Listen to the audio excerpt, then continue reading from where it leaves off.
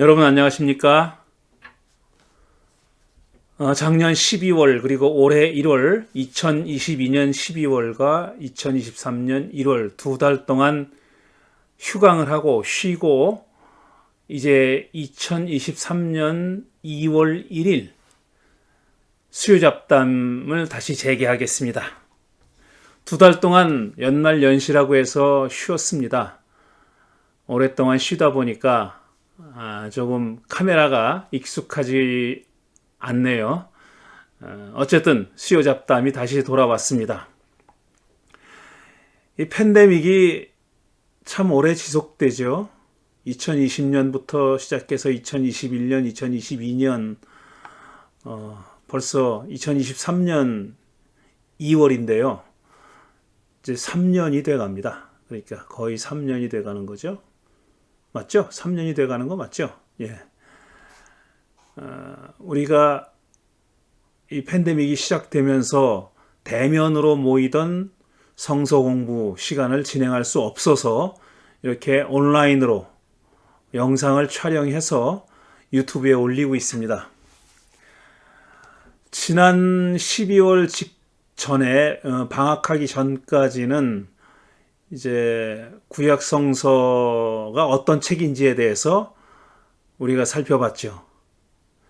그리고 또 이 구약 성서 특히 여호수아서에 기록된 가나안 7 종족을 다 몰살시키라는 명령, 그리고 그 명령에 따라 여호수아를 필두로 해서 이스라엘 백성들이 그 7 족속들을 다 몰살시켰다는 이야기, 그 이야기를 우리가 어떻게 읽어야 될지에 대해서 얘기했습니다. 돌아보니 지난 팬데믹 기간 동안에 참 다양한 주제를 다뤘습니다. 이 수요 잡담 시간에 많은 주제를 다뤘죠. 초창기에는 뭐 영화 얘기도 했었고 아주 여러 가지 주제를 다뤘는데, 오늘부터 상당 기간 동안에는 이제 이런 식으로 진행하기로 했습니다. 제가 그동안 여러 권의 책을 썼습니다. 첫 책은 1993년도에 길은 끝나지 않았다라는 설교집이었습니다. 그 책은 제가 미국에 이제 건너간다고 하니까 서울 향림교회 교인이셨던 한올출판사 사장이신 김종수 집사님이 도미 기념으로 책을 한 권 내주겠다 해가지고 그동안, 그러니까 우리 그때 당시 서울 향림교회 담임 목사셨던 고 홍근수 목사님이 양심수로 1년 반 동안 감옥에 가 계시는 동안에 부목사들이 주일 설교를 돌아가면서 맡았는데요. 주로 그때 했던 설교들을 모아서 책으로 낸 것이 바로 길은 끝나지 않았다라는 저의 첫 책입니다. 1993년도에 나왔고, 그 다음에 두 번째 책도 역시 한울출판사에서 출판한 하느님도 아프다라는 책입니다. 그 책 역시 설교를 바탕으로 한 그런 책입니다. 그리고 세 번째 책이 이제 예수와 함께 본 영화고, 그 다음에 나온 책들은 전부 다 꽃자리 출판사에서 출판한 책입니다. 그 꽃자리 출판사에서 출판한 첫 번째 책이 바로 하느님 몸 보기 만지기 느끼기라는 책입니다. 지금 여러분이 그 책 표지를 보실 텐데요. 이 하느님 몸 보기 만지기 느끼기, 이 책은 꽃자리 출판사에서 출판한 저의 첫 책인데, 이제 이 수요 잡담 시간에 이 책을 한 챕터씩 읽어가면서 보충 설명하는 것으로 진행하도록 하겠습니다. 이렇게 하기로 작정한 이유는 물론 지금 다양한 구약성서 안에 있는 책들을 대부분 많이 다루기도 했고, 또 여러 가지 주제를 가지고 성서와 그리스도교 신앙에 관한 다양한 주제를 가지고 이 수요 잡담 시간을 진행해 왔습니다. 물론 다른 또 아직도 다뤄야 할 주제들이 많이 있고 할 말은 많이 있지만 불현듯 어떤 생각이 들었냐 하면은 꽃자리에서 낸 첫 책이기도 하거니와 본격적인 구약성서 연구서, 일반 신도들을 위한 책이지만 일반 신도들이 읽기를 기대하고 쓴 책이지만 어쨌든 본격적인 구약성서 연구서로서 첫 책이 바로 이 하나님 몸 보기 만지기 느끼기인데 이 생각보다 책이 많이 보급되진 않았습니다. 팔리진 않았어요. 그래서 제가 출판사에도 미안하기도 하고 또 안타까운 게 뭐냐면은 저는 아직까지 그 이후로도 구약성서 연구서를 몇 권의 책을 더 냈는데 바로 작년 말에도 책을 냈죠. 그런데 제 생각에는 이 하나님 몸 보기 만지기 느끼기 이 책이 가장 구약성서 신학적이고 또 가장 어떤 중요한 주제를 다루고 있다고 생각하고 굉장히 야심만만하게 책을 쓴 겁니다. 그런데 생각보다 이 책이 그렇게 많이 알려지지 않았어요. 뭐 책이 많이 안 팔린 것도 아쉽지만 이 책이 전하고 있는 내용들이 좀 더 널리 알려졌으면 좋겠다 하는 그런 마음이 강한데 그렇지 못해서 아쉬웠습니다. 그런데 어떤 분이 제안을 하더라고요. 수요 잡담 시간에 이제 앞으로는 이렇게 기왕에 나와 있는 책, 제가 쓴 책을 얘기하는 거죠. 그분 말씀은 제가 쓴 책을 읽어가면서 필요한 곳마다 보충해서 설명하는 식으로 진행하면 어떠냐 하는 그런 제안을 해주셨습니다. 듣고 보니까 제일 먼저 생각난 책이 이 책이에요. 이 책이 사실은 설명 없이 읽기는 좀 그렇게 쉬운 책은 아닙니다. 그리고 보통 그리스도인들이 구약성서를 어느 정도 안다고 자부하는 그리스도인들조차도 이 책의 내용이 그렇게 익숙하지는 않습니다. 낯선 내용이에요. 그리고 또 어떻게 보면 굉장히 놀랍고 충격적인 내용일 수도 있습니다. 낯선 내용이고 들어보지 못한 내용이고 또 따라서 놀랍고 충격적일 수 있는 그런 내용인데 그냥 이렇게 책만 읽으라고 던져주는 것보다는 그렇게 해서도 다 이해가 되고 납득이 되면 좋겠는데 그렇지 못한 경우도 있을 수 있으니 저자가 이 책을 읽어가면서 필요한 곳마다 보충 설명을 하면 어떠냐 하는 제안을 한 거죠. 그래서 제가 그 제안이 참 적절하다고 느껴져 가지고 앞으로 이 책의 내용을 한 번에 한 장씩, 그러니까 한 주에 한 장씩 읽어가도록 하겠습니다. 이 책이 닫는 글, 여는 글, 닫는 글 포함해가지고 21장으로 이루어져 있어요. 21장. 그러니까 매주 진행한다 그러면은 2월 달부터 매주 진행한다면 한 21주 동안에 이 책을 진행할 예정입니다. 그리고 책의 길이도, 각 장의 길이도 거의 한 번에 다룰 수 있을 만한 그런 정도의 길이입니다. 그래서 앞으로 20여 주 동안 이 책을 챕터 바이 챕터 읽어가면서 제가 보충 설명하는 것으로 진행하도록 하겠습니다.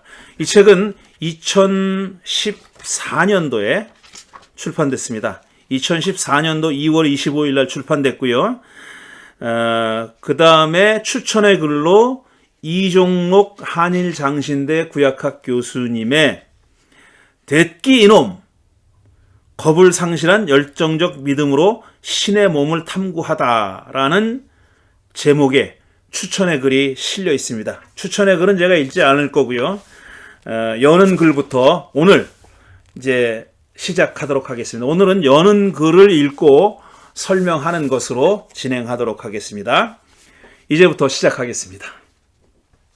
여는 글, 하느님의 생식기라고 이런 불경함이라니, 이런 제목으로 되어 있습니다. 1996년 여름쯤으로 기억한다. LA 근교에 위치한 어느 대학교 안에 있는 책방에 들어가 한가하게 이리저리 책들을 둘러보고 있었다. 이 책방은 프린스턴 유니버시티의 책방입니다. 북가주에 있는 저 유명한 이 서부의 가장 명문대학이라고 알려져 있는 스탠포드, 제가 헷갈렸네요. 프린스턴은 동부에 있고요. 스탠포드 대학의 군의 서점입니다. 제가 여행을 하다가 이 스탠포드 대학이 아름답다고 하고 또 명문대학이라고 하니까 구경하러 들어갔습니다. 근데 구경하러 들어가서 책방을 찾아간 거죠. 그렇게 이야기가 시작됩니다. 특별히 사려는 책은 없었지만 그저 대학 캠퍼스에 왔으니 책방이나 들러봐야겠다는 생각이었다. 그 당시 미국에서는 주로 우편으로 책을 샀지만 나는 한국에서의 버릇대로 시간 나는 대로 책방에 들르곤 했다. 제가 여기 처음에 1993년도에 왔는데 책방이 많지 않다는 데 놀랐습니다. 우리 한국에서는 곳곳에 동네 서점도 있고 뭐 교보문고 같은 큰 책방도 있고 그래가지고 정말 나들이 삼아서 책방을 많이 다녔는데 그리고 읽고 싶은 책을 주워오곤 구입하곤 했는데 이 책방이 많지 않다는 데 놀랐고 그 다음에 책을 다 우편으로 구입했습니다.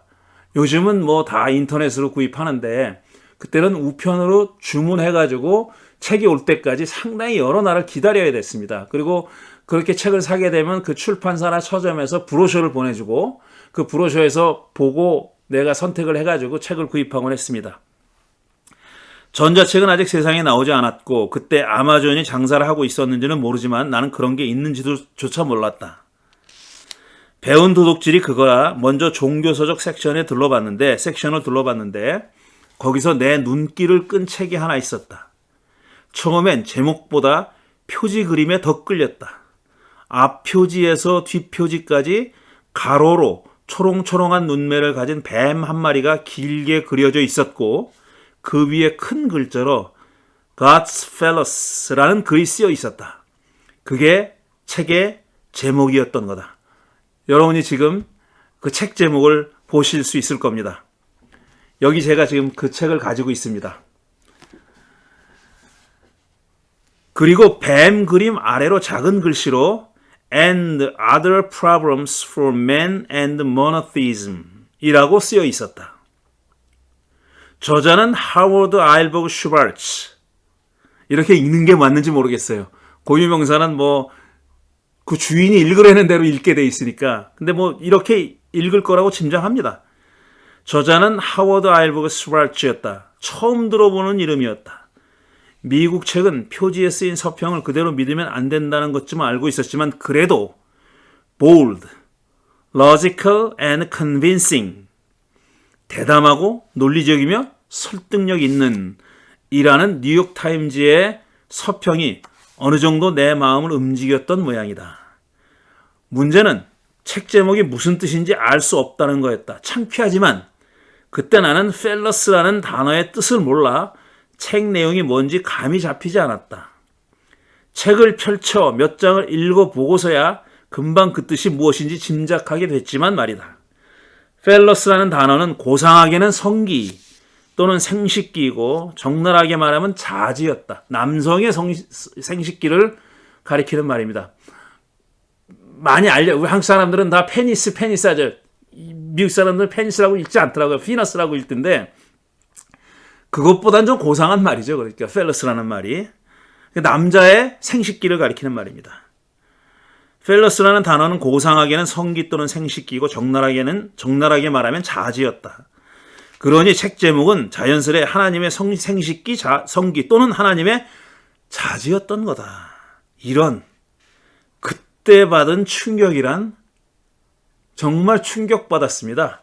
이 책 제목이 무슨 뜻인지를 알고 나서 정말 충격을 받았어요. 그때 1999년이니까 제가 클레몬트에서 공부하기 전입니다. 공부하기 전에 가을부터 시작했는데 이제 봄쯤이었던 것 같아요. 그 스탠포드 대학에 가서 이 책을 발견한 게 그때쯤이었던 것 같습니다. 정말 충격을 받았습니다. 이야, 하나님의 생식기?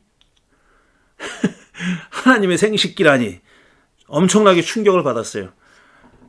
미국 책은 주로 뒷표지나 안에 저자의 양력이 적혀 있어요. 양력을 읽어보니 그는 샌프란시스코 주립대학 교수였고 랍비였다. 오, 유대교 랍비고 교수였던 겁니다. 대학교의 교수였어요. 근데 이자가 지금은 교수를 안 합니다. 신학교 교수를 안 하고 어떤 사업가가 됐어요. 저도 깜짝 놀랐습니다. 아마 제가 알기로는 정확하지 않을 수도 있는데 아마 이런 종류의 책 때문에 유대교를 그만둔 것 같아요. 유대교인이기를 그만둔 건지 아니면은 그러니까 구약성서, 우리로 말하면 구약성서를 가르치는 일을 그만둔 건지 모르겠는데 어쨌든 그만뒀어요. 그 경력을 그만두고 커리어를 그만두고 지금은 어떤 그 컨설팅을 하는 사업가가 됐더라고요. 이 사람 홈페이지도 있어요. 근데 거기는 아주 저자이고 사업가로 나오고 초창기에는 이렇게 유대교에 관한 그리고 구약성서에 관한 책을 썼지만 그 이후에 나온 책들은 다 그런 책이 아닙니다. 일반 어떤 사업 관련된 그런 책이더라고요. 그는 샌프란시스코 주립대학 교수이며 랍비였다. 처음엔 설마 내가 뭔가 잘못 알았겠지. 제목이 설마 하나님의 생식이겠어? 라고 생각했다. 나도 남에 뒤지지 않는 진보적 그리스도인이고 생각과 마음과 영혼을 활짝 열어놓고 성서를 연구하는 개방적인 구약 학도임을 자부하지만 그래도 세상에 이런 발칙한 책이 있으리라고는 상상하지 못했다. 정말 상상하지 못했습니다. 이런 제목의 책이 있으리라고는 상상하지 못했어요. 하나님의 생식기라고? 하나님의 자지라고? 그래서 뭘 어쩔 건데? 소위 학자라는 사람이 독자들 말초신경이나 자극해서 책 몇 권 팔아먹으려고 이런 발칙한 책을 썼나 하는 생각이 들면서 분노가 치밀어 올랐습니다. 정말 그랬습니다. 정말 분노가 치밀어 올랐습니다. 오랜만에 하나님의 존엄성을 수호해야 하는 십자군 소명의식까지 느꼈다. 그 자리에서 책을 샀다. 꼼꼼히 읽어보고 조목조목 비판하고 발기발기 찢어버리겠다는 전투적 투지를 불태우면서 말이다. 하지만 불타던 십자가 정신은 페이지를 한 장 한 장 넘기면서 눈 녹듯 사라져버렸다. 아니, 그냥 사라진 정도가 아니라 나는 책의 논지에 급속도로 빨려 들어갔다. 대담하고 논리적이며 설득력 있는 이라는 뉴욕타임즈의 한마디 서평이 빈말은 아니었던 거다. 책 내용은 본문에서 이제 상당히 다루어지니 여기서 더 얘기하지는 않겠다. 제가 이 책을 가지고 이 책에 관한 책을 쓴 건 아니에요. 근데 이 책의 내용이 많이 소개되어 있습니다. 제 책 안에는 많이 소개되어 있어요. 나는 저자의 주장에 100% 동의하지는 않지만 성서 텍스트를 다루는 그의 솜씨와 전개하는 논리, 그리고 산뜻하고 상큼 발랄한 발상에 감탄하면서 책을 읽었다. 아주 짧은 시간 안에 다 읽어버렸습니다. 완전히 그냥 정신없이 빨려 들어가면서 읽었어요. 제가 그런 책이 그렇게 많지 않은데 이 책이 그랬어요. 그 후 이 책 때문에 호기심이 생겨서 상당한 시간과 노력을 기울여 관련 주제의 책들과 논문들을 찾아보고 나름대로 생각을 정리했다. 물론 이 책을 읽자마자 그렇게 하진 않았습니다. 그리고 제가 가을부터는 이제 학교에 들어가서 공부를 했기 때문에 뭐 정신없었습니다. 그때 코र्스가 하는 동안에는. 그러니까 이 주제를 가지고 깊이 생각하게 된 건 훨씬 이후의 일입니다. 그 과정에서 나는 문제가 단순히 하나님의 생식기에 국한되지 않고, 그러니까 생식기로 대표되는 하나님의 생식기, 남성의 생식기로 대표되는 어떤 하나님의 남성성 있잖아요. 하나님의 남성성, 메일리스. 이게 특히 페미니스트 성서학자들에게는 굉장히 중요한 주제입니다. 성서에 하나님이 남성으로 묘사되어 있는 것이 굉장히 문제예요. 그러니까 가스펠러스니까 이게 남성의 성기를 가리키는 거니까 남성성을 말하고 있는 거죠. 그렇지만 단순히 이게 하나님의 생식기, 하나님의 남성성에 국한되지 않고 조금 더 넓게는 하나님의 몸, body, 하나님의 몸, 또 더 넓게는 하나님의 물질성, materiality, 물질성, 하나님의 물질성, 이 문제가 되고 있다는 사실을 깨달은 겁니다. 이 책을 읽으면서 조금 더 생각이 확장된 거죠. 그러다가 당시 기독교 사상 편집 주관을 맡고 있던 한정호 목사에게 연락이 왔다. 지금은 꽃자리 출판사 대표이신 한정호 목사님께서 그때는 한국에서 가장 오래된 잡지이죠. 기독교 사상의 편집 주관을 맡고 계셨습니다. 그러니까 월간 기독교 사상의 발행을 책임지는 책임자였던 거예요. 저자를 컨택하고 글을 부탁하고 편집하고 하는 일들을 맡아서 하는 그런 책임자였습니다. 한정호 목사에게 연락이 왔다. 기독교 사상에 6차례 글을 연재해달라는 얘기였다. 이때 바로 머리에 떠오른 생각이 하나님의 물질성이어서 곧 바로 쓰겠다고 승낙한 뒤 2011년 7월호부터 12월호까지 구약 성경은 하나님의 물질성을 어떻게 인식하는가라는 제목으로 글을 연재했다. 이 책은 그러니까 하나님의 몸 보기 만지기 느끼기 이 책은 그때 연재한 내용들을 기반으로 하지만 대폭적인 수정과 보완을 넘어서서 거의 새로 쓰다시피 한 것이다. 연재 내용을 재활용한 부분은 일부에 그친다. 6차례에 걸쳐서 연재를 했습니다. 그런데 단행본으로 쓰려고 했더니 그 책의 내용이 연재가 6차례밖에 하지 않았으니까 한계도 있고 그래서 거의 새로 쓰다시피 한 겁니다. 그때 썼던 내용을 가져온 부분은 많지 않습니다. 옛날이나 지금이나 그리스도인에게 하나님은 영적인 존재다. 그렇죠. 여러분 다 영적인 존재라고 생각하고 있죠. 이 스피릿이라는 게 뭔지에 대해서는 확실하게 어떤 정의를 내리기가 힘들죠. 영이라는 게 뭐냐? 그건 정말 정의 내릴 수 없는 거죠. 하지만 분명하게 대부분의 기독교인들이 믿고 있는 하나님은 영적인 분입니다. 그러니까 적어도 몸을 가지고 있지는 않은 거예요. 눈에 보이지도 않는 거예요. 만질 수도 없는 거예요. 그러니까 물질성이 없는 겁니다. 머티리얼리스예요. 물질성, 바디리스, 몸이 없고 물질이 아닌 분입니다. 그런 분으로 생각하고 있죠. 그런 분으로 상정하고 있죠. 하나님은 그런 분이라고, 영적인 존재라고. 영적이란 말이 무슨 뜻이냐고 물으면 다양한 대답이 나오겠지만 좌우간 그리스도인에게 하나님은 영적인 존재임에 틀림없다.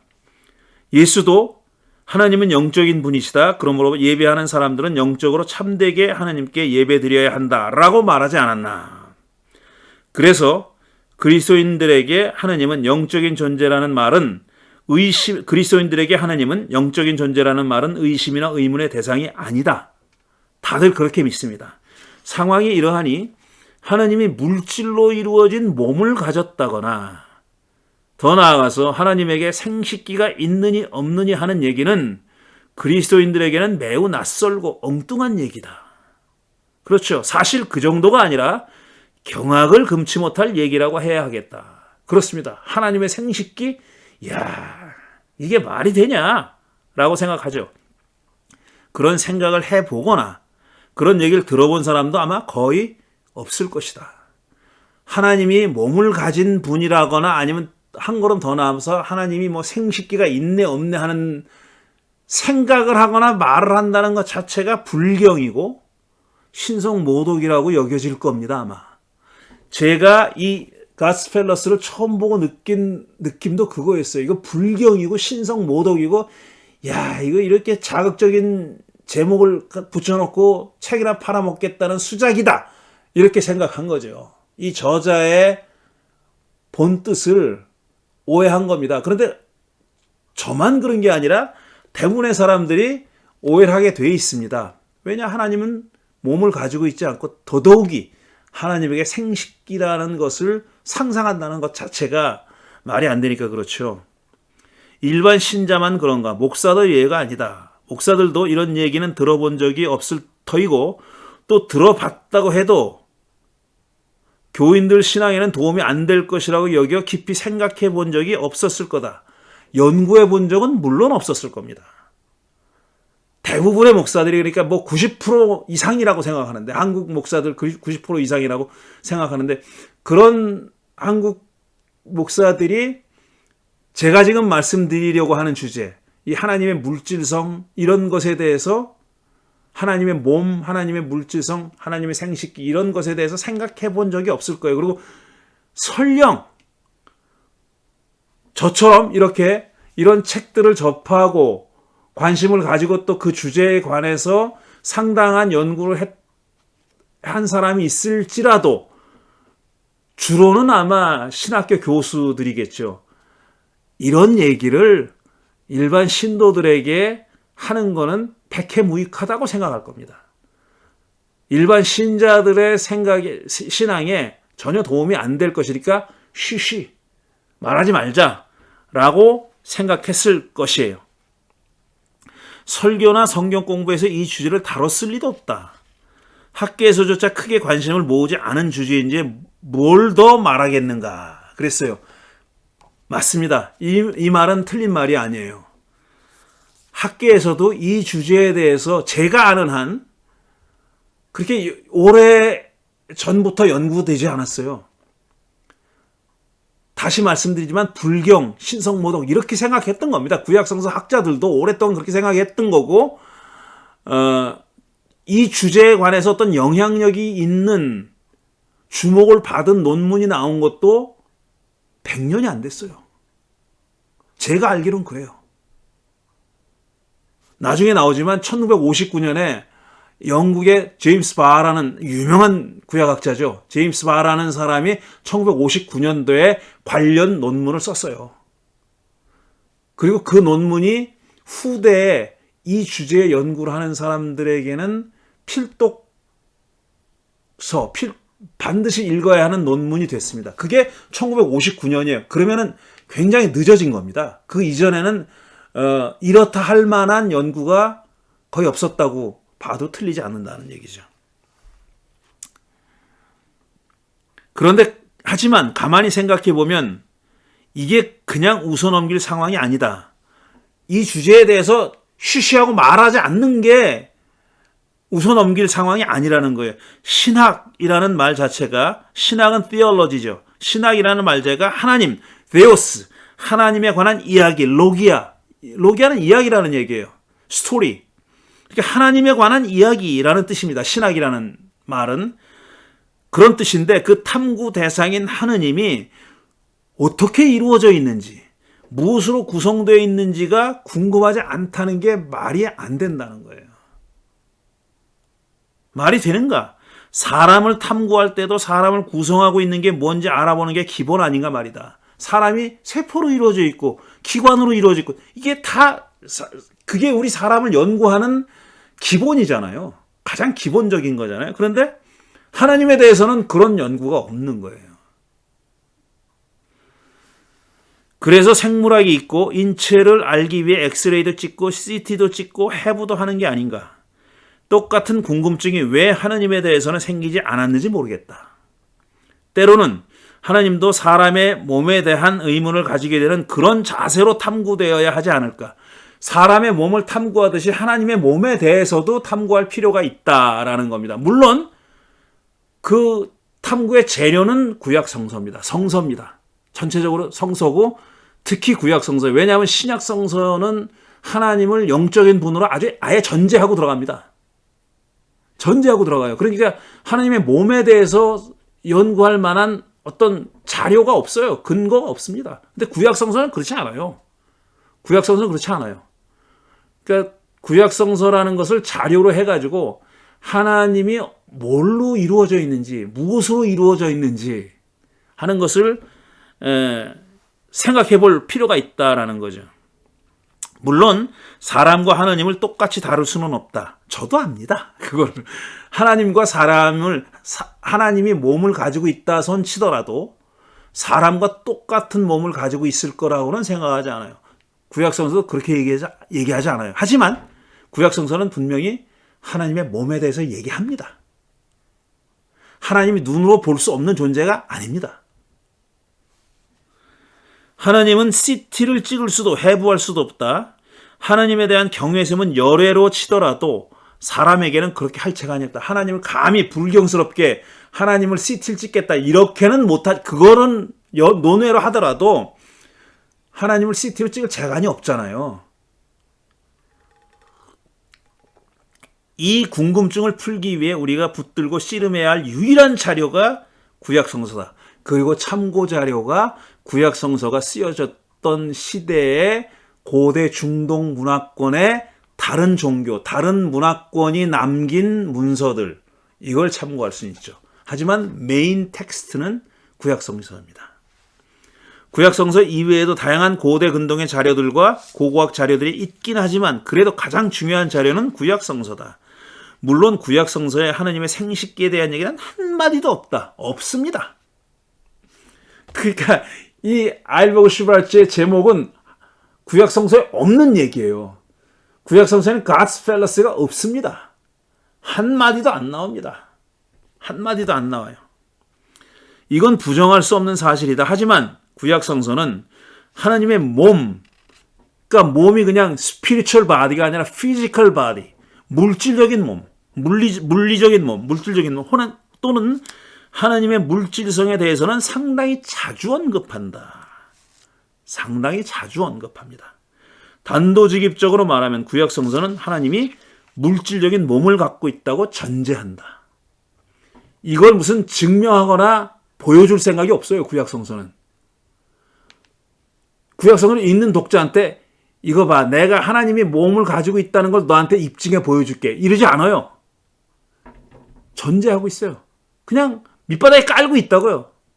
하나님은 그냥 몸을 가지고 있는 물질적인 어떤 존재라는 것이 전제돼, presuppose, 전제되어 있습니다. 이미 그거는 증명할 이유가 없는 명명백백한 사실이라고 생각하는 거예요. 하지만 구약성서의 전제는 가끔 흔들린다. 이겁니다. 가끔 흔들려요.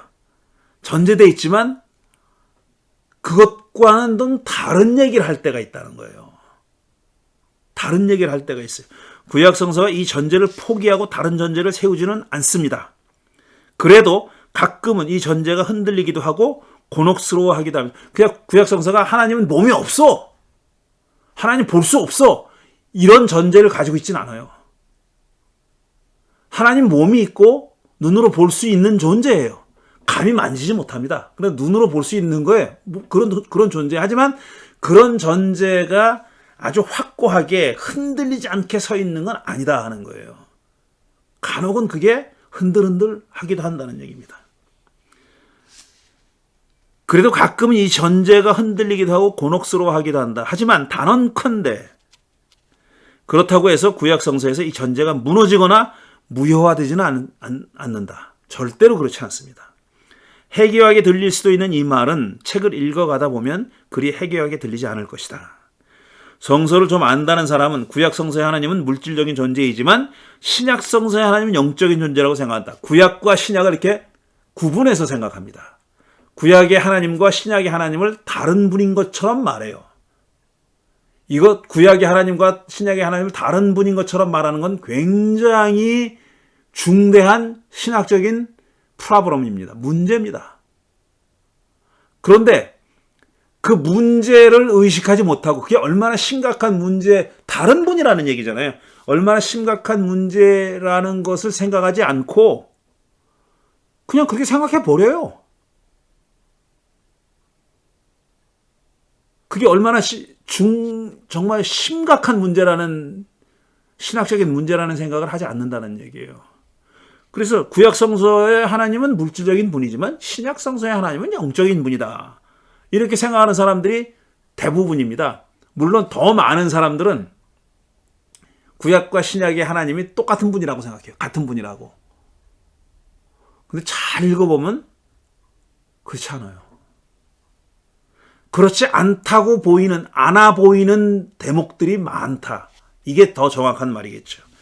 곧 구약성서 시대 사람들은 미개하고 원시적이어서 하나님을 물질적 존재로 믿었지만 신약성서 시대에 와서는 사람들이 계명해서 하나님을 영적인 존재로 믿게 됐다고 생각한다. 여러분도 그렇게 생각하시지 않습니까? 구약성서는 아무래도 오래전이고 이건 사람이 계명하기 전에 원시적인 생각이 많이 반영돼 있고 신약성서 시대는 그렇지 않다. 그건 다 예수님 덕분이다. 이렇게 생각하는 사람들이 많이 있습니다. 과연 그럴까? 둘의 차이는 정말 미개하고 원시적인 신앙과 계명한 신앙의 차이일까? 구약성서가, 저는 그렇게 생각하지 않습니다. 구약성서가 하나님을 물질적 존재로 생각했던 것은 그 당시 사람들에게 이른바 영적인 존재에 대한 생각 자체가 없었기 때문이다. 이게 중요한 주장이에요.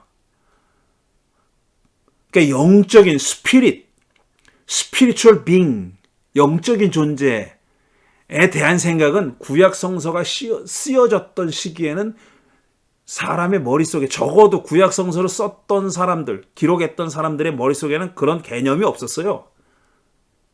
어떤 영적인 존재가 있다. 우리 물질적인 사람, 몸을 가진, 눈으로 볼 수 있는 어떤 피지컬한 바디, 물질적인 몸이 없는, 그런 게 없는 어떤 존재, 그것도 신이, 하나님이 그런 존재일 거다라는 생각 자체가 없었어요. 그건 사실상 그리스 철학만의 영향이라면 볼 수 없지만 그리스 철학의, 그리스 사상의 영향을 많이 받아서 후대에 생긴 생각입니다. 어떤 영적인 존재, 어떤 영적인 것의 존재에 대한 생각이 확장된 것은, 그리로 생각이 확장된 것은 후대의 일이에요. 따라서 구약성서가 기록됐던 시대에는 그런 생각이 없었어요. 이렇게 얘기하면, 야, 무슨 소리야? 구약성서에도 루아흐, 숨, breath 이런 게 있지 않나? 그게 숨을 불어넣어서 뭐 살아났다라든가, 응? 하나님이 사람을 만들 때 코에다가 숨을 불어넣어서 살아있는 영이 됐다. 살아있는 존재가 됐다. 살아있는 영이라는 거는 상당히 의역이고요. 생물이 됐다. 살아있는 생명체가 됐다. 이런 뜻이거든요, 그게. 그건 우리가 아는, 신약성서를 통해서 아는 어떤 영, 스피리추얼 빙은 아니에요, 그게. 그런 거와는 다른 겁니다, 전혀. 하나님을 영적인 존재로 여겨야 계명한 신앙이라고 간주한다면 구약성서 대 신약성서를 원시대 계명의 대립으로 여기는 게 옳을 수 있다. 하지만 하나님을 물질적 존재로 믿으면서도 그 어떤 계명한 신관을 갖고 있는 사람과 비교해서 모자라지 않은 신앙을 유지했다면 어떻게 할 것이냐. 이렇게 몸을 가지고 있다고 생각하는 것은 원시적이고 영적인 분으로 생각하는 것은 계명하다는 생각, 이런 이분법, 그게 저는 잘못됐다고 생각하는 거예요. 그거는 이분법, 그러니까 원시적이고 계명하다는 게 아니라 성격이 다르고 종류가 다른 어떤 생각이다, 사상이다 라는 겁니다. 하나는 원시적이고 하나는 더 발달된 게 아니라는 거예요. 종류가 다르다는 거예요. 저는 종류가 다르다, 다른 카인드다, 다른 종류다, 이런 겁니다. 구약성서는 하나님이 몸을 가지고 있는, 피지컬 바디를 가지고 있다는 전제하에서 신학을 전개한 겁니다. 신약성서는 하나님이 영적인 분이라는 그 전제하에, 영적인 분이라는 전제하에 신학을 전개한 거예요. 상당히 성격이 다른 신앙이, 물론 이 둘이 완전히 동떨어져 있는 건 아니에요. 그렇지만 다른 전제를 가지고 있는 것만은 사실이에요. 물론 구약성서 시대 또, 구약성서도 후대에 오면은 이 전제가 많이 흔들립니다. 제가 앞에서 흔들린다는 얘기 했잖아요. 점점 더 많이 흔들리고 다른 종류로 넘어가는 그런 그 단초들이, 계기들이 등장합니다. 그러나 구약성서 이 앞부분에서는요, 그런 게 없어요. 하나님은 물질적 존재라는 전제가 확고합니다. 상당히. 이 책은 그 얘기를 하려는 겁니다. 다시 말하지만 구약성서가 하나님을 인식하고 경험하는 방식은 신약성서의 그것과 다르다. 현대 그리스도교 신학이 생각하는 방식과는 더욱더 다르다. 구약성서는 하나님이 몸을 가지고 있으며 사람처럼 감각기관을 통해 감각할 수 있고 세상으로부터 완전히 초월해 있지 않으며, 물론 초월하는 하나님을 얘기하지만 완전히 동떨어져 있는, 초월해 있는 그런 신, 다른 세계, 어나더 세계에 살고 있는 그런 신이 아니에요. 멀리 떨어져 있다고는 생각했어요. 그럴 수 있다고. 그러니까 그럴 때마다 가까이 다가오라고 호소라고 기도합니다. 시편에 그런 기도들이 얼마나 많이 나옵니까? 근데 그거는 전혀 another different 세상에 살고 있는 분이 아니에요. 단지 멀리 떨어져 있는 거예요. 초월해 있지 않고 대부분의 경우에 있어서 세상 안에 존재하는 분으로 인식하고 경험한다. 구약은 이렇습니다. 내재하는 분으로, 세상 안에 있는 분으로. 오죽하면 창세기 3장에 보면은 하나님이 에덴 동산을 거닐잖아요. 산책을 하잖아요. 그것도 숨어있는 아담과 하와를 찾기 전에는 같이 산책을 했던 것으로 전제되어 있는 겁니다. 하나님이 산책하러 나왔는데, 해가 질 무렵에 산책하러 나왔는데 아담이 안 보이는 거예요. 그래서 아담아 어디 있느냐 찾은 겁니다. 그 얘기는 뭐냐면은 그 전에는 같이 산책했다는 얘기예요. 그렇게 이해하고 있는 겁니다. 그런 일이 실제로 일어났다라는 게 아니라 그 창세기 3장은 그런 전제하에 기록된 책이다라는 얘기예요. 그런 전제하에 쓰여진 그런 이야기다라는 겁니다.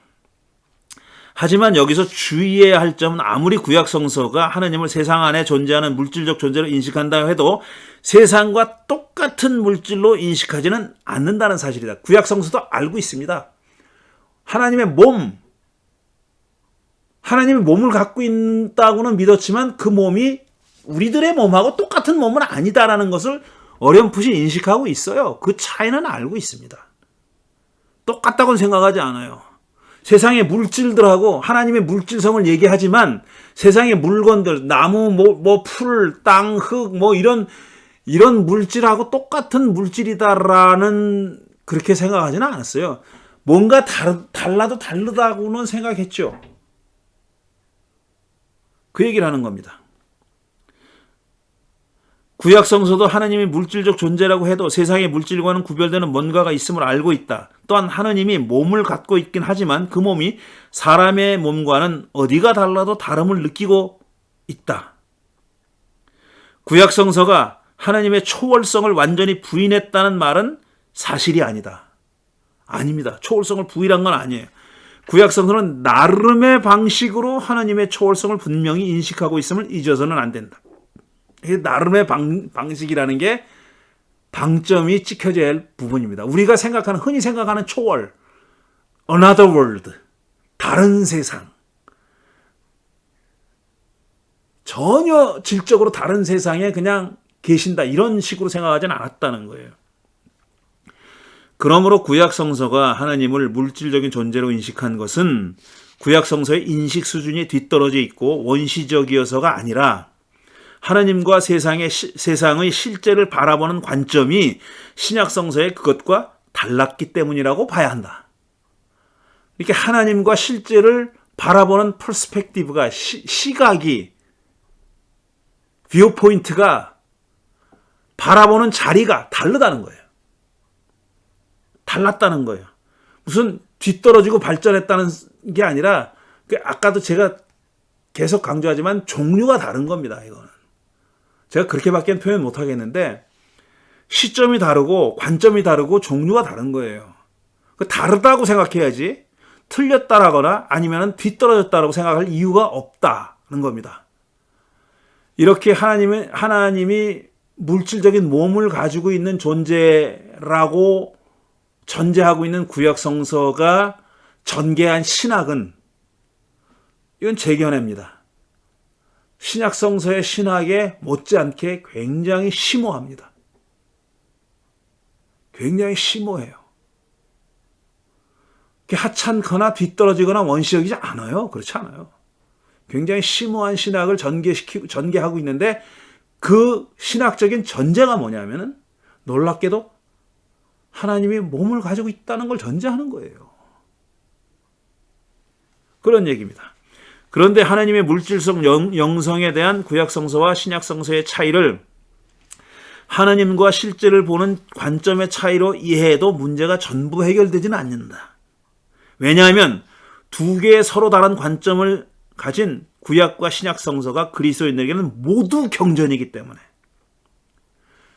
둘 중에 하나만 경전이 아니라 서로 다른 관점을 가지고 있는 하나님에 대해서 서로 다른 관점을 가지고 있는 구약과 신약이 동시에 그리스도인들의 경전이고 하나님의 말씀이라고 그렇게 받아들여지고 있잖아요. 그게 문제라는 거죠. 그러니까 이렇게 상이한 관점을 가지고 있는, 상이한 하느님관을 가지고 있는 두 종류의 책이 동시에 경전이고 하나님의 말씀인 겁니다. 우리는 이 문제를 해결해야 돼요. 유대교는 이걸 해결할 이유가 없어요. 신약이 경전이 아니잖아요.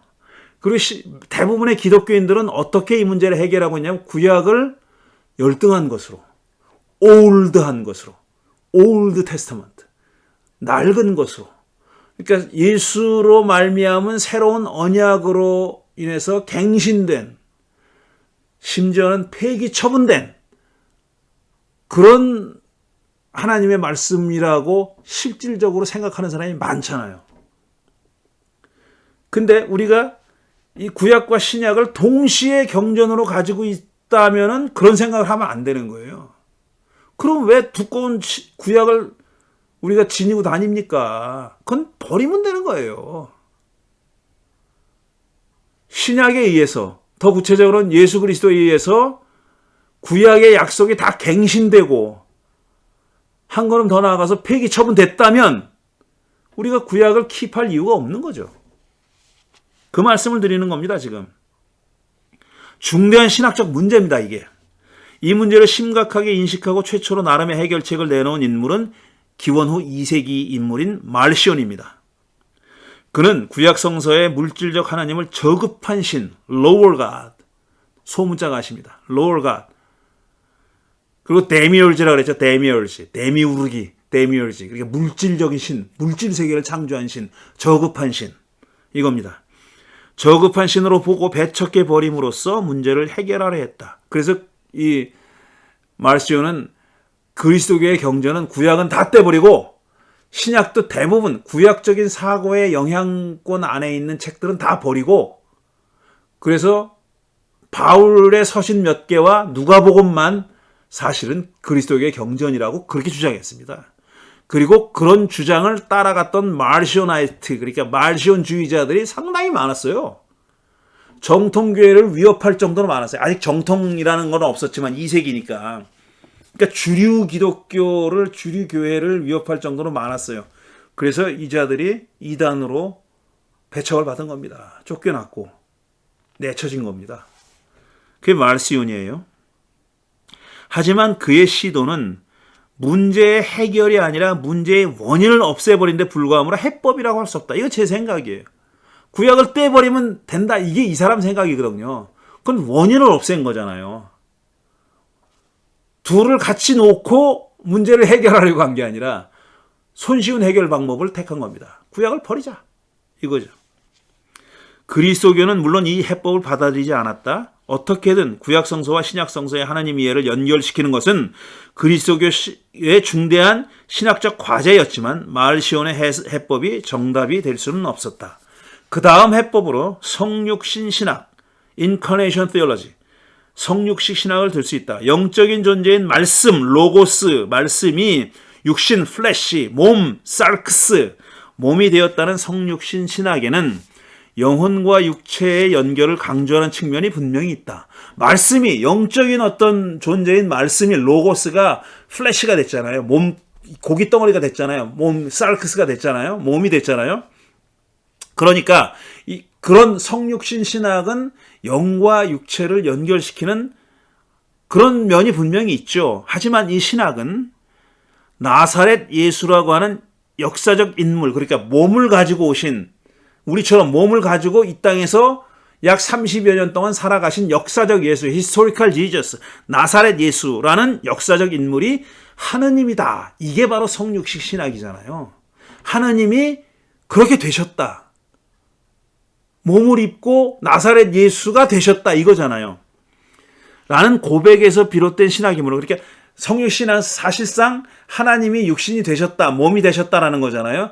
그렇지만 우리가 고백하기는 예수가, 나사렛 예수가 하나님이다라고 고백하는 거잖아요. 또 양방통행 아닙니까? 그러니까 이런 고백에서 비롯된 신학이므로 하나님 자신의 물질성을 정면으로 다루는 신학은 아니라는 점에서 제한적인 의미원을 갖는다. 이런 거예요. 성육신 신학은 나사렛 예수의 신성을 주장하는 신학이지, 근본적으로 나사렛 예수가 하나님의 아들이고 하나님이었다라는 거잖아요. 그게 성육신 신학이잖아요. 하나님의 물질성을 긍정하는 신학이라고는 볼 수 없다. 영적인 분이 물질이 되신 겁니다. 스틸 영적인 분인 거예요. 그분은. 성부 하나님은. 그렇잖아요. 성육신 신학은 구약 성서의 하나님에 대한 생각, 개념 및 경험을 직접 다루지는 않는다. 그렇죠. 구약 성서를 파고 들어가서 성육신 신학이 나온 게 아니에요. 신약에 근거하고 있는 신학이잖아요. 성육신 신학을 따르면 나사렛 예수는 신성을 가진 존재이지만 그럼에도 불구하고 성부 하나님은 여전히 영적인 존재로 인식되고 그대로 남아 있습니다. 이렇듯 구약 성서는 하나님을 물질적 존재로 인식하지만 그럼에도 불구하고 구약 성서의 하나님 인식은 물질성과 영성의 경계를 끊임없이 넘나들며 양자 사이에서 긴장의 끈을 유지하고 있다. 이겁니다. 제가 후대로 가면 흔들리다. 기반이 흔들린다 그랬잖아요. 그렇지만 끊어지진 않아요. 또 그걸 버리진 않아요. 그리고 신약 성서의 어떤 신약 성서적인 영적인 분, 영적인 존재, spiritual being과 연결을 시도합니다. 연결을 시도해요. 그렇지만 어느 한쪽으로 해소되지 않아요.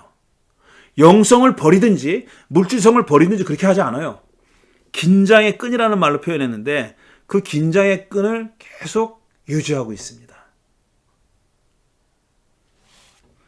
이에 반해 성육신 신학은 나사렛 예수라는 역사적 인물에게서 모자람 없는 신성을 인식함으로써 이와 같은 넘나듦과 긴장을 해소해버린다. 이런 이유로 비록 이 책에서 신약 성서의 구절들도 다뤄지지만 일부 다뤄집니다. 성육신 신학은 특별히 고려하지는 않습니다. 그런 얘기입니다. 그 다음 단락으로요. 하나님의 몸 또는 하나님의 물질성이라는 주제가 구약학계에서 대대적인 관심을 모은 적은 없다. 그렇습니다. 하지만 이와 관련된 논문과 단행본들이 그래도 꾸준히 발표되는 것을 보면 전혀 관심 밖의 주제는 아니라고 할 수 있다. 제가 요 최근에 20세기 말 그다음에 21세기 초에 나온 몇 권의 책을 제가 소개해 드리려고 합니다. 물론 제가 이 책을 제 책을 쓰게 된 계기가 된 바로 이 가스펠러스라는 책이 있죠. 이 책은 1994년도인가 나온 책이에요. 만나봅시다. 1994년도에 나왔습니다. 1994년도에 나왔고 또 이 아일버그 스트랄츠가 하로드 아일버그 스트랄츠가 쓴 두 권의 책이 더 있어요. 이 사람이 이제 사업가로 그 성서학자, 유대교 학자의 길을 포기하고 비즈니스맨으로 나서기 전에 제가 알기로는 4권의 책을 냈는데 이 주제로 이 하나님의 어떤 물질성 이런 바디에 관한 그런 주제로 낸 책은 3권 있어요. 첫 번째가 이 가스펠러스라는 책이고 두 번째 책이 뭐냐면 The Savage in Judaism이라는 책이에요. The Savage in Judaism 이라는 책인데 이 책도 제가 읽었는데 그러니까 뭐라 그래야 되나요? 유대교 안에 어떤 뭐라 그럴까 아주 그 원시적인 것처럼 보이는 그런 이야기들. 예를 들면은 뭐 여성이 월경을 한 여성이 앉았던 의자에는 앉지 말아라든가 이런 거. 그러니까 여성의 몸에서 나오는 책 이런 거는 부정하다라는 이런 얘기들의 근원, 인류학적인 접근하는 겁니다. 그런 책이에요. The Savage in Judaism이라는 책이 있고요. 그 다음에 또 하나가 어떤 책이 있냐면은 그렇죠. People of the Body라는 책이 있어요. 짐작이 가시죠? People of the Body. 그러니까 몸의 백성이라는 얘기예요. 유대인이 몸의 백성이라는 얘기입니다. 그러니까 보통 People of the Book이라 그러죠. 유대인을 책의 백성들 이렇게 얘기하잖아요. 책의 종교, 책의 백성. 유대교를 책의 종교라고 얘기하고 유대인들을 책의 백성이라고 얘기해요. People of the Book이에요. 그러니까 구약 성서뿐 아니라 뭐 탈무드나 뭐 여러 가지 유대교 경전으로 떠받들여지는 중요한 랍비들의 가르침들 그런 것들이 중요하기 때문에 책의 민족이라고 책의 종족이라고 얘기하는데 이 양반은 People of the Body라 그래가지고 이게 몸의 백성이라는 얘기입니다. 부제가 어떻게 되냐면 Jesus and Judaism from an embodied perspective. 그러니까 이 몸화된 어떤 시각에서 본 예수와 유대교, 이런 제목입니다. 이 책은 에디터예요. 편집자의 자기 책이 아니라 여러 사람의 논문을 모은 책인데, 저는 이 가스펠러스를 읽고 나서 흥미로워가지고 이 나머지 두 권의 책을 또 읽었습니다. 굉장히 흥미로운 그런 책이기도 하고요. 자, 이거는 지금 하워드 알버 슈바르트의 책이고, 그 이후에도 몇몇 학자들이 이 몸 물질성, 하나님의 몸 물질성이라는 주제를 가지고 책을 썼어요. 몇 권만 더 소개해드리면 벤자민 디 소머라는 사람이 있습니다. 벤자민 디 소머라고 시카고 대학 나온 사람이에요. 지금 어디서 교수하는, 유대교 무슨 신학교에서 교수하는 걸로 알고 있는데, The Bodies of God and the World of Ancient Israel이라는 책이에요. 그러니까 하나님의 몸들과 고대 이스라엘의 세계, 이런 책입니다. 이 책은 많은 얘기를 하고 있는데, 제가 바로 생각나는 거는 뭐냐면, 구약 성서는 뭐 하나님이 몸을 가지고 있다는 겁니다. 그러니까 바디인데 왜 복수냐? 바디를 가지고 있어요. 그러니까 바디 오브 갓이에요. 그런데 왜 바디 쓰냐 하면은 여러 개의 몸을 가지고 있다는 거예요. 여러 개의 몸을 가지고 있어서 이 사람 주장하는 내용 중에 하나가 동시에 여러 군데에서 하나님이 나타난다는 얘기예요. 하나님이 동시에 여러 사람에게 보인다. 여러 사람에게 목격된다. 보인다. 이런 거예요. 그런 내용이 이 책 안에 담겨 있습니다. 그런 책이고요. 그 다음에 또 하나 Reading Bibles, Writing Bodies라는 책이 있습니다. 이것도 굉장히 흥미로운, 논문은 집인데 이것도 굉장히 흥미로운 책이에요. 근데 이게 그 바디에 관한 얘기를 많이 합니다. 이 책도요. 뭐 책의 내용을 다 얘기할 필요는 없을 것 같고요.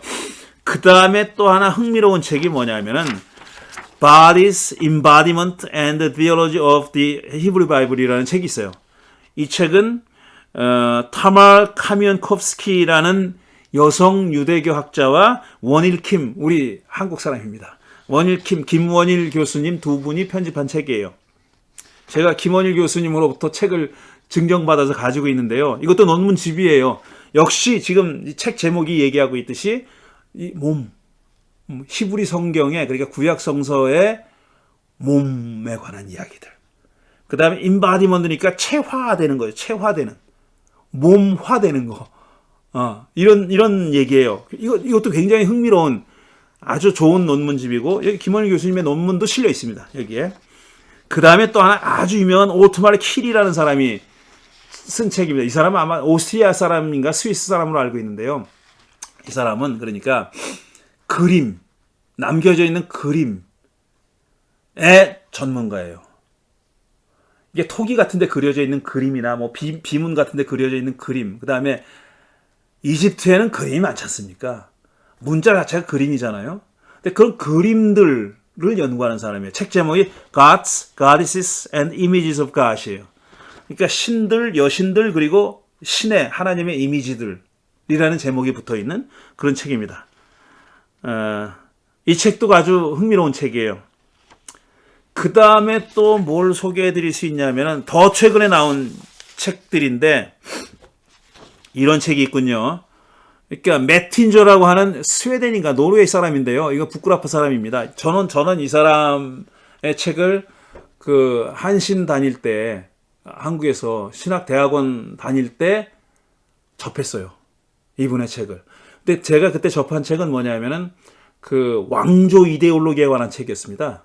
그러니까 다윗과 솔로몬의 왕조 이데올로기에 관한 책이에요. 그 책도 아주 굉장히 훌륭한 책. 고대 근동의 다른 문화권에서 왕권이 어떻게 세습됐느냐 하는 것에 관한 책이고, 그런 그 고대 중동 지역의 관습이, 전통이 구약 성서 안에도 들어와서 이스라엘 유다 왕조가 어떻게 세습됐느냐 하는 얘기, 특별히 다윗에서 솔로몬으로 넘어갈 때, 그리고 사울에서 다윗으로 넘어가고 다윗에서 솔로몬으로 넘어갈 때 굉장히 갈등이 많았잖아요. 만약에 장자로 왕위가 계승되는 거라면은 다 틀렸어요. 일단 다윗은 사울의 자식이 아닙니다. 사위죠. 그것도 밑보인 사위예요. 애지중지되는 사위가 아니에요. 근데 글로 왕권이 넘어갔잖아요. 솔로몬은 어떠냐? 솔로몬 장자가 아닙니다. 솔로몬이 왕위를 계승하기 위해서 그 형들이 다 죽어요. 그런 계승에 관한 연구서였어요. 그건 70년대에 나온 책입니다. 1970 몇 년도에 나온 책인데 제가 그 책을 읽고 그 MDB thesis 쓰는데 많이 도움을 받았는데 그 양반이 쓴 No Graven Image라는 책이 있어요. 부제가 Israelite Anachronism in its Ancient Near Eastern Context. 그러니까 어떤 새긴 우상은 안 된다고 No Graven Image? 이스라엘의 그 반형상주의. 이스라엘의 반형상주의를 고대 근동이라는 고대 중동이라는 컨텍스트 안에서 이스라엘의 반우상주의, 반형상주의를 어떻게 이해할 것이냐 하는 책입니다. 이것도 굉장히 흥미로운 책인데 저는 이 유럽에서 나온 책은 비싸요. 제가 불법 카피해서 가지고 있고 읽었는데 어쨌든 이것도 굉장히 흥미있는 책이고요. 또 에스더 하몰이라는 사람이 쓴 책이 이거 가장 최근에 나온 책인데 When Gods Were Men 이라는 책이에요. 신들이 사람들이 되었을 때, 사람들이었을 때 이런 얘기죠. 남자들이었을 때. The Embodied God in Biblical and Near Eastern Literature라고 돼 있어요. 부제가. 그러니까 이 책의 내용은 뭐냐면은 야훼 신이 사람의 모습으로 나타난 이야기들을 해석한 책입니다. 그걸 주석한 그런 책이에요. 박사학위 논문이에요. 박사학위 논문인데 드그라이터에서 독일 유명한 드그라이터에서 나왔습니다. 이 책이. 근데 이 책은 세 가지인가 되는데 제가 기억이 정확하게 안 나는데 그 하나님이 사람의 모습으로 나타난 세계의 본문을 파고든 그런 연구소입니다. 이 책도 되게 재밌어요. 아브라함에게 나타났죠. 그 다음에 야곱에게도 나타났잖아요. 야곱에게도. 씨름했잖아. 씨름. 그런 본문을 연구한 그런 책입니다. 마지막으로 또 한 권은 뭐냐면 In His Own Image and Likeness라는 책이에요. Humanity, 이거 잘 안 보여. Divinity and Monotheism이라는 책입니다. Garr이라는 사람이 쓴 책인데 이건 또 불일에서 나온 책이 너무 비싼 책이 제가 사서 읽지 못하고 도서관에 빌려서 읽었는데 이거는 창세기 3장에 나와 있는 창세기 2, 3장에 나와 있는 1, 2, 3장에 나와 있는 그 창조 이야기를 가지고 쓴 책입니다. 그거를 다루는 책이에요.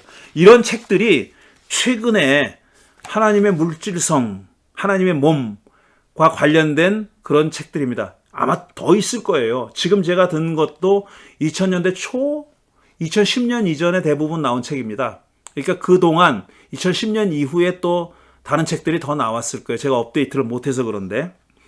어쨌든 이와 관련된 논문과 단행본들이 꾸준히 발표되고 있습니다. 그런 걸 보면 전혀 관심 밖의 주제는 아니라고 볼 수 있겠다. 그동안 많은 학자들은 하나님을 의인론적으로 표현하는 구절들, 곧 하나님을 사람처럼 표현하고 묘사하는 구절들을 단순히 메타포, 은유라고 간주해왔다.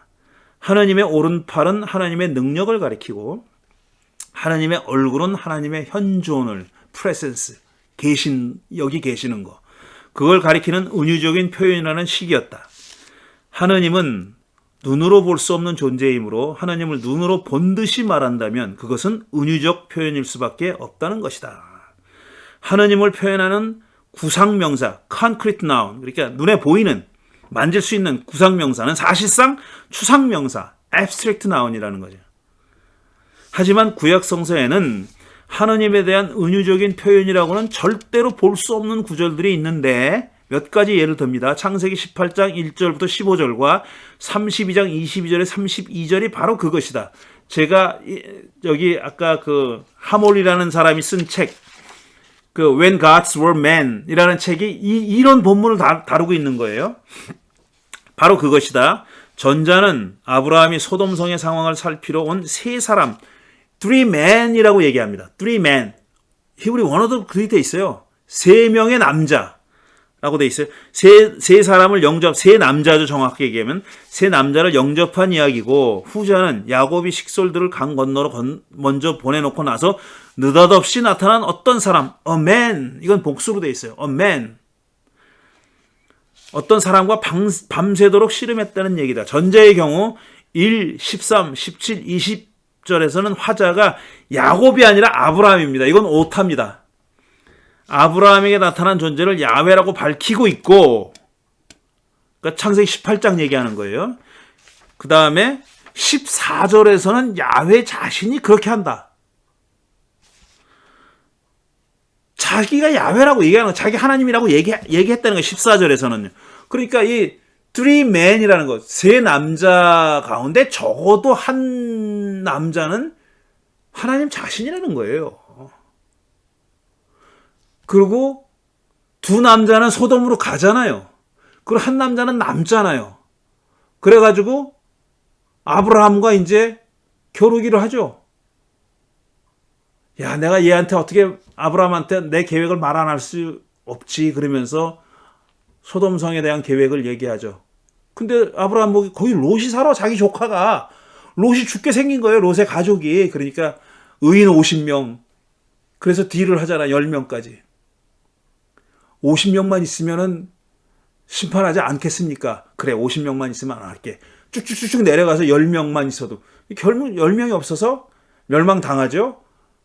그런데 소돔성에 간 두 천사라고 짐작되는 그 남자들에 의해서 롯과 그의 가족들은 구원을 받는 거죠. 그런 얘기입니다. 그 다음에 후자에서는, 그러니까 32장에서는 30절에서 야곱이 자기와 씨름한 분이 하느님임을 깨달았다고 한다. 앞에서는 a man이라 그랬는데, 어떤 남자라 그랬는데, 뒤에는 자기가 씨름한 사람이 하나님이었다는 걸 야곱이 깨달아요. 그리고 이 설화자는, 너레이터는 야 임마 야곱아 틀렸어, 그렇게 얘기 안 해요. 그걸 인정해요. 야곱이 그렇게 깨달은 게 사실이라는 겁니다. 그게 맞았다, 옳았다는 그 인증을 해주잖아요. 그러니까 씨름한 사람이 하나님이었던 거예요. 말하자면 아브라함과 야곱이 만난 분은 하나님이었던 것이다. 정말 아브라함이 눈으로 보고 대화하고 밥상까지 차려 대접한 분이 하나님이었다면 이 이야기는 은유적으로 읽을 수 없다. 없죠, 이거는. 은유적으로 읽을 수 없죠. 나타나서 밥 먹었대잖아요. 씨름했대잖아요. 그게 어떻게 은유적으로 읽을 수가 있겠어요. 그래서 자꾸 천사라고 얘기하는 겁니다, 사람들이. 하나님이 아니야, 천사가 나타난 거야. 새 천사가 나타난 거고, 야곱하고 씨름한 분은 천사지. 하나님이 사람하고 허리춤 붙잡고 씨름했다는 게 말이 돼? 그렇게 자꾸 생각하는 겁니다. 정말 아브라함이 눈으로 보고 대화하고 밥상까지 차려 대접한 분이 하나님이었다면 이 이야기는 은유적으로 읽을 수 없다. 또한 야곱이 밤새 붙잡고 씨름한 분이 하나님이 맞다면 그걸 어떻게 은유로 읽을 수 있겠나? 물론 하나님에 대한 의인론적인 표현들 중에는 은유로 읽어야 할 구절도 있습니다. 그런 구절이 분명히 있어요. 하지만 그렇게 읽어서는 안 되는 경우도 있다. 이것도 사실이에요. 그렇다면 적어도 은유적으로 이해될 수 없는 경우만이라도 하나님의 몸과 하나님의 물질성을 따져보지 않을 수 없지 않겠나 이거예요. 꼬아서 얘기했지. 따져봐야 된다는 겁니다. 그런 구절만이라도 따져보자는 겁니다. 아까 얘기한 하몰이라는 사람이 쓴 책이 그런 책이라고 말씀드렸죠. 그걸 가지고 박사학위 논문을 썼고요. 이렇게 드그라이트에서 출판해줬습니다. 아브라함과 야곱에게는 해당 구절을 다루는 장에서 상세히 읽어보겠다. 구약성서에 나오는 하나님에 대한 의인론적 표현들 중에 은유로 읽을 수 없는 구절들에 주목한 사람은 제임스 바였다. 제가 앞에서도 말씀드린 바로 그 사람입니다. 영국 사람. 오래되긴 했지만 1959년의 논문, 구약성서에서의 신현현과 의인론, 그러니까 Theophany and Anthropomorphism in the Old Testament 라는 논문이 비터스 테스타먼트에 실렸어요. 그러니까 1959년이니까 아주 오래된 거죠. 60년도 더 된 논문입니다. 이 제임스 바는 돌아가셨어요. 이 주제와 관련해서 여전히 널리 읽히고 인용되는 논문이다. 제임스 바는 하느님이 몸을 가진 사람의 모습으로 나타난 경우와 몸으로 나타나지 않고 단지 능력으로 표현되는 경우, 예를 들면 향기를 맡을 수 있는 능력, 이런 것은 구별해야 된다라고 주장했어요. 그러니까 눈에 보이는 몸을 가지고 나타나는 경우와 그 다음에 단지 능력이나 인간적인 어떤 속성을 가지고 나타나는 경우는 구별해야 된다고 얘기하는 거예요. 그래서 그 전자는, 그러니까 몸을 가지고 나타난 경우는 anthropomorphism이라고 불렀고, 그러니까 외모, 겉모양, 몸, 눈에 보이는 몸 얘기하는 거예요. 몸을 가진 분으로 표현한 거. 그건 anthropomorphism이라는 거예요. 그리고 후자를, 그러니까 예를 들어 인간의 감정을 표현한다든가 사랑한다든가 미워한다든가 화가 났다든가 질투한다든가 이런 거 있잖아요. 그리고 제물을 드렸더니 그 냄새를 흠향했다고, 옛날 성경에 흠향했다고 돼 있죠. 냄새를 이렇게 맡았다는 거예요. 이런 거는 눈엔 보이지 않지만 사람의 어떤 속성을 가지고 있는 것으로 표현했죠. 그거를 anthropopathism이라고 구별해서 불렀습니다. 제임스 바가 그렇게 불렀어요. 이게 우리말로 어떻게 구별해야 할지 모르겠어서 그냥 영어로 썼습니다. 구약 성서의 신현현과 의인론적 표현에 대한 후대 연구에 지대한 영향을 미친 통찰입니다. 하지만 거기에도 옥의 티는 있다. 하나님이 현실 세계에서 사람 눈에 보이게 몸을 가진 존재로 나타난 경우와 꿈이나 비전에서 그렇게 나타난 경우를 구별하지 않은 것이 바로 그 옥의 티다. 이사야 6장에는 이사야가 소명받는 장면이 나오죠. 비전으로 본 겁니다. 그거는 비전. 천사가 헐헐 날아다니고 뭐 이거 있잖아요. 숯불을 가져다가 자기 입술을 지져서 깨끗하게 되고 이런 얘기. 그거는 이사야가 비전에서 본 거예요. 그 대신 아브라함이 창세기 18장에서 소돔성으로 가는 세 남자를 영접한 거, 그건 꿈이 아니고 비전이 아니라 현실 생활에서 일어난 일인 겁니다. 그건 구분했어야 되는데 제임스 바는 이 논문에서 그거는 구분하지 않았다는 거죠. 안타깝게도 제임스 바 이후로 학자들은 하나님을 몸을 가진 사람의 모습으로 표현한 의인론에 대한 연구를 지속 발전시키지 않았다. 오히려 왔던 길로 되돌아갔다고 할 수 있다. 곧 구상명사를 추상명사화하는 방향으로 유턴한 것이다. 예컨대 프리드리 바움게르텔은 성서의 의인론적 표현이 갖는 최우선의 기능은 하나님이 자연을 넘어서서 초월해 있다는 것을 강조하는 것이라고 주장했다. 의인론적 표현이 초월을 강조한다고 저는 의문을 표현하는 겁니다. 이 사람 주장에. 이게 무슨 역설의 진리란 말인가? 의인론적 표현을 왜 초월을 강조하는 데 써요? 의인론적인 사람 이 현실 세계에 있는 것으로 은유한 거잖아요. 그게 어떻게 초월이 되지? 저는 이렇게 생각하는 거고요. 초월을 강조하려면 오히려 의인론적 표현을 쓰지 말아야 하는 거 아닌가? 한편 요한에서 햄펠에게 있어서 의인론적 표현은 하느님이 동물과 비슷한 부류가 아니라 사람과 비슷한 부류라는 사실을 강조하기 위해서 사용됐단다. 과연 누가 하나님을 동물에 가까운 존재라고 봤다고 이런 친절을 베풀었어야 했는지 의문이 아닐 수 없다. 이건 제 생각이고요. 이들과는 달리 최근 마크 스미스라는 사람이 있습니다. 제가 알기로는 아직도 현역인 것 같아요. 뉴욕 대학의 교수였는데 모르겠어요. 어떻게 또 옮겼는지. 마크 스미스는 신을 최대한 의인화해서 표현했던 고대 중동의 여타 종교들과는 달리 구약 성서는 최소한의 의인화만 허용했다고 주장했어요. 그러니까 구약 성서의 의인화된 의인적인 표현, 사람처럼 표현한 것은 고대 중동 지방의 여타 다른 종교에 비하면은 정도가 낮다는 겁니다. 훨씬 덜 빈번하다는 거예요. 그런 얘기입니다. 하긴 그렇다. 다른 종교들에서는 의인론적 표현들이 구약 성서보다는 훨씬 더 많이 사용되고 있는 게 사실이니 말이다. 이런 얘기가 어디 들어있냐면은 이 마크 스미스가요, 책을 참 중요한 책들을 많이 썼어요.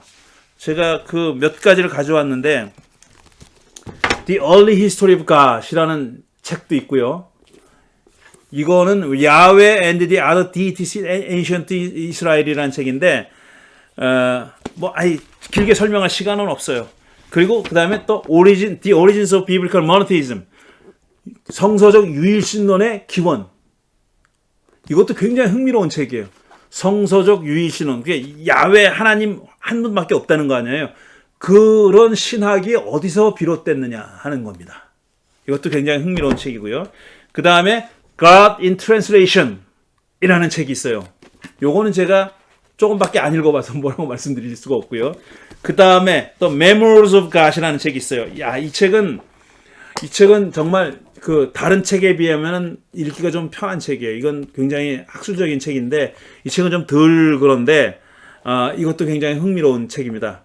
이 뭡니까 뭐 표시하는 것을 보이죠? 다 읽었습니다. 제가 이런 책들도 재밌어서 읽었어요. 정말 재미있게 읽은 책입니다. 다른 종교들에서는 의논적 표현들이 구약 성서에서보다 훨씬 더 많이 사용되고 있는 게 사실이니 말이다. 하지만 그의 주장은, 마크 스미스의 주장은 왜, 무엇 때문에 하나님을 의논적으로 표현하는가라는 물음에 대한 대답은 아닙니다. 왜, 무엇 때문에 이렇게 표현했을까? 이렇게 표현하는 걸 그냥 당연한 것으로 생각하고 있어요. 주위에서도 다 그렇게 했으니까. 단지 정도가 덜하다 이런 얘기는 왜 그렇게 표현했을까라는 그런 어떤 신학적인 질문에 대한 대답은 저는 찾지 못했어요. 이 마크 스미스의 책에서요.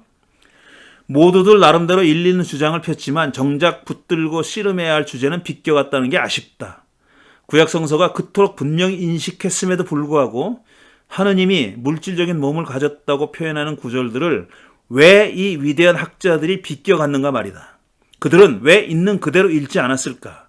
이런 구절들이 그들 눈에 들어오지 않았을까? 만일 그랬다면 그건 우연이나 실수가 아니라 의도적인 회피였든지 아니면 하나님은 영적인 존재라는 생각이 그들을 지배했기 때문이든지 둘 중 하나가 아니었겠는가? 저는 이렇게 질문해 보는 겁니다. 자, 그럼 이런 왜 하나님을 이렇게 몸을 가진, 특별히 또 사람처럼 사람의 몸을 가진 것처럼 표현했을까라는 것에 대한 저의 상상력을 발휘한 저의 대답입니다. 그 다음에 언제부터 왜 하나님이 존재한다고 믿었는지에 대한 믿을 만한 증거를 갖고 주장할 수 있는 사람은 이 세상에 없다. 그러니까 신이 존재한다는 생각을 언제, 왜 사람들이 그런 생각을 갖게 됐을까라는 것을 규명할 수는 없다는 겁니다. 이거는 정말 사람들이 벌거벗고 돌도끼 들고 뛰어댕길 때도 신의 존재를 상정하고 있었어요. 그 사람들도. 흔적이 남아 있습니다. 동굴 벽화나 뭐 이런데 흔적이 남아 있어요.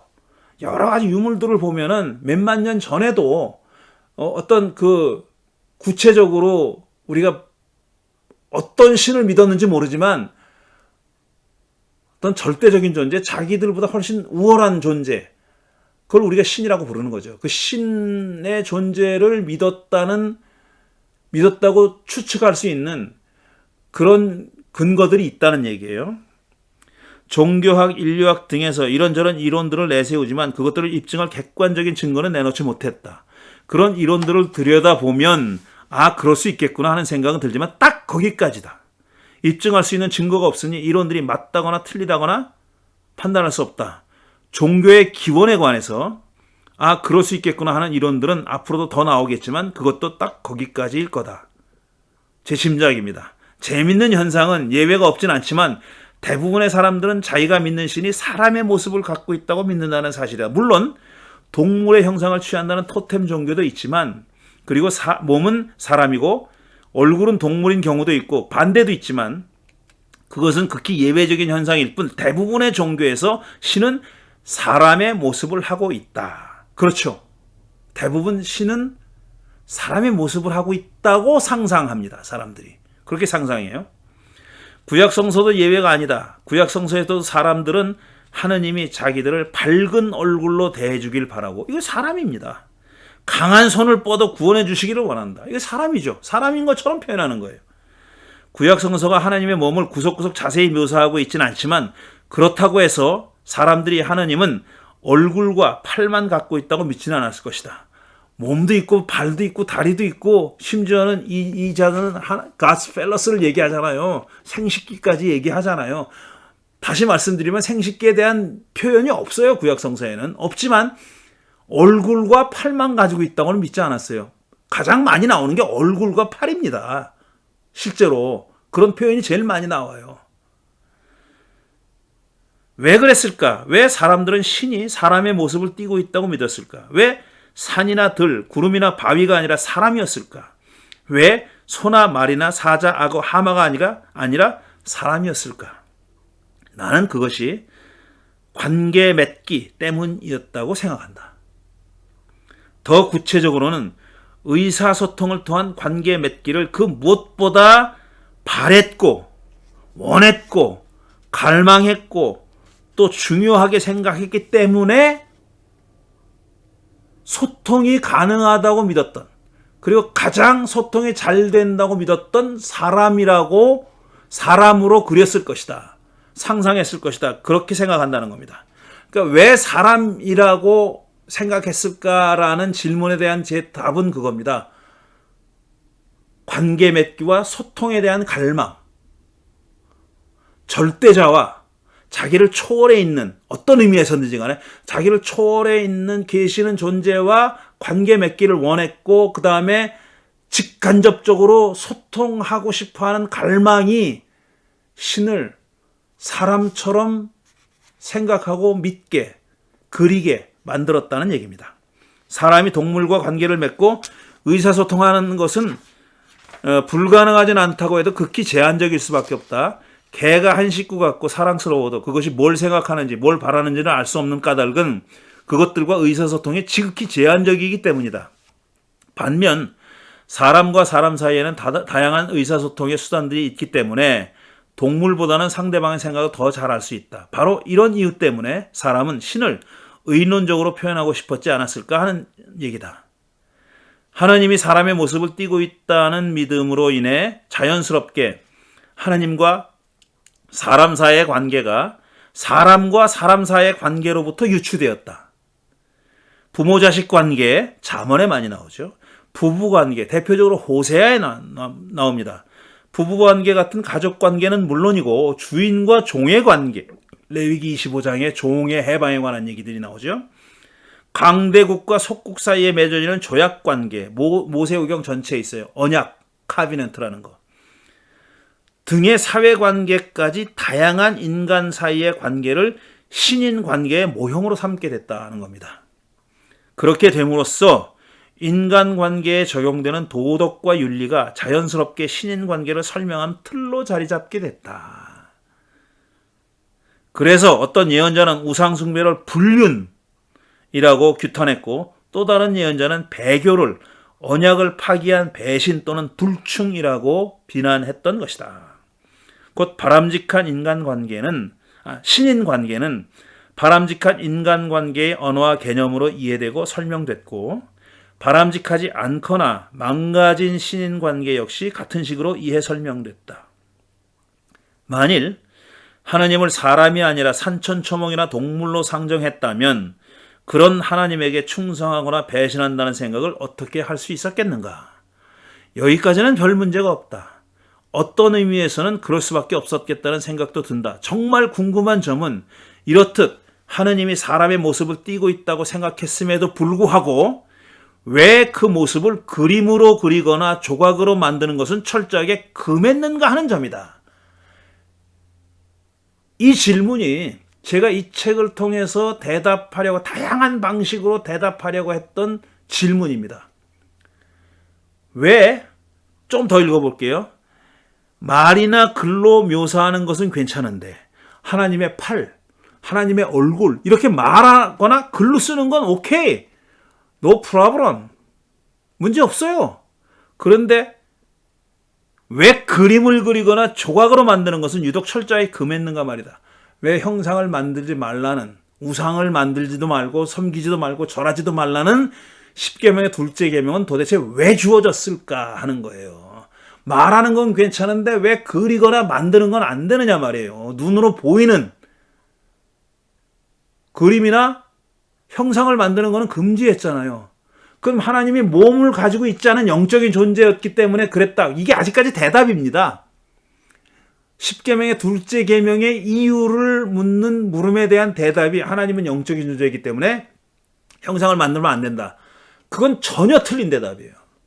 구약 성서는 계속 제가 말씀드리지만 하나님을 눈으로 볼 수 있는 몸을 가진 존재라고 상정합니다.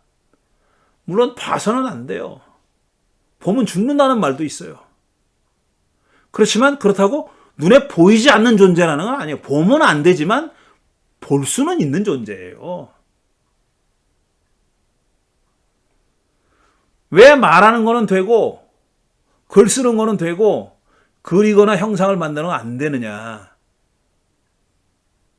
아주 중요한 신학적인 이유가 있다라고 생각하는 거죠.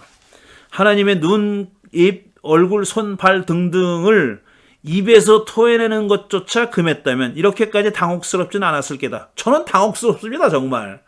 왜 이렇게 제가 말하는 것처럼 말하는 건 되고 왜 그리는 건 안 되냐 이거죠. 말하는 것이나 글로 쓰는 것은 구약성서 전체를 통해서 전혀 문제되지 않았는데 왜 유독 눈에 보이는 그림이나 조각으로 표현하는 건 금지됐는가 말이다. 말 잘하는 사람이 하나님이 강한 오른손으로 나를 구원해 주셨다고 감격해서 말하는 것은 괜찮고 그림 잘 그리는 사람이 그것을 그림으로 그리면 당장 10계명 중 둘째 계명을 어기게 되는 상황을 한번 생각해 보시라. 이게 이해가 되는가? 이게 말이 되는가 말이다. 구약성서에서 우상 숭배를 하는 방법은 두 가지였다. 첫째는 야훼 하나님 아닌 다른 신을 섬기는 일이고 둘째는 야훼 하나님을 섬기더라도 올바르지 않은 방법으로 섬기는 것이 그것이다. 10계명 첫째 계명은 첫 번째 방법에 대한 규정이고 그러니까 야훼 이외에 다른 신을 섬기는 것 우상 숭배죠. 둘째 계명은 두 번째 방법에 대한 규정이라고 이해할 수 있겠다. 왜 말로 하면 괜찮고 그림으로 그리면 안 됐을까? 그것이 알고 싶은 것이다. 그럼 이제부터 관련되는 성서 구절들을 꼼꼼히 파헤쳐보자. 이게 여는 글입니다. 여기까지 여는 글 읽어봤습니다. 여러분 어떻습니까? 저는 이 주제가 상당히 흥미로워가지고 상당한 기간 동안에 관련된 그 연구서들을 보고 성서 귀저들로 찾아보면서 해석하고 뭐 이런 식으로 작업을 했어요. 그래서 이 책을 썼습니다. 여러분들은 과연 이게 흥미로운 주제일진 모르겠어요. 근데 우리가 기독교 신앙을 가지고 있는데 성경에 근거한 믿음이라고 우리가 얘기하잖아요. 그리고 성경을 하나님의 말씀이라고 높이지 않습니까? 그 권위를 높이고 있는데 실제로는 성경의 내용을 모른다. 이건 참 말이 안 되지 않습니까? 아니 성경을 높이질 말든지 그러면은 그냥 내가 믿고 싶은 대로 믿든지 그게 아니라 성경은 하나님의 말씀이고 우리의 규범이고 삶의 길잡이고 뭐 좋은 말은 다 갖다 붙여요. 근데 실제로 성경의 내용은 몰라 또. 그리고 알려고도 하지 않아요. 그리고 내가 생각하고 있는 내가 알고 있는 내가 주어들은 아니면 어렸을 때부터 믿어왔던 그 내용이 성경에 있을 거라고 추측해요. 그러다가 그게 아닌 것을 알게 되면은 또 성경을 또 이 뭐 다 틀려 먹었네 이러고 내버리고 그러지 말자는 겁니다. 성경의 내용을 좀 제대로 알고 그렇다고 해서 성경을 문자 그대로 받아들이자는 얘기 절대 아닙니다. 성경을 제대로 알고 그 다음에 우리가 그것을 어떻게 받아들일 것이냐 성경적으로 믿는다 산다 라는 게 어떤 거냐 그건 글자 그대로 받아들이는 걸 얘기하지 않습니다. 앞으로 얘기하면서 점점 나오겠지만 소위 성경적 믿음, 성경적 그리스도인의 삶이라는 것은 일단 성경을 알아야 되는 겁니다. 모르면 다 헛소리예요. 그걸 알기 위해서 이 책을 매개로 해가지고 이야기를 진행시켜 보려고 하는 겁니다. 오늘 긴 시간 했네요. 오래간만에 돌아왔다고 해서 너무 길게 했는데 이거 너무 긴데 한 챕터를 이렇게 오랫동안 길게 얘기하기 힘든데 물론 여는 글이 좀 길어요. 길기도 하지만 오늘은 좀 길게 얘기했습니다. 첫 시간이어서 그렇게 됐습니다. 자, 그럼 다음 주에 첫 번째 챕터를 읽는 것으로 계속하도록 하겠습니다. 감사합니다.